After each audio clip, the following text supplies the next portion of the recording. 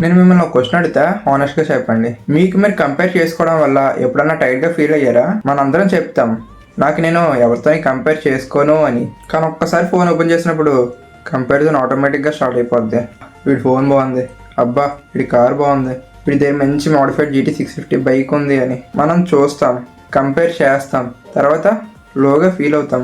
Comparison first ఇన్స్పిరేషన్లో ఉంటుంది, కానీ స్లోగా ప్రెజర్ అయిపోతుంది. మన స్పీడ్ని డౌట్ చేస్తాం, మన చాయిసెస్ని క్వశ్చన్ చేస్తాం, మన వర్త్ని మనమే తగ్గించుకుంటాం.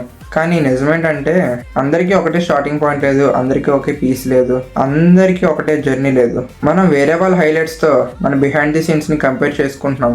That's not fair. ఇప్పుడు ఎవరో ర్యాండంగా నన్ను చూసి అబ్బా వీడు ఎవడరా ఎంత బాగా మాట్లాడుతున్నాడు ఆకండి అని చెప్పి అని అనుకుంటారు. కానీ ఆడికేం తెలుసు మధ్యలో ఎన్ని కట్స్ తీసుకున్నాను, ఎన్ని టేక్స్ తీసుకున్నాను అని చెప్పి.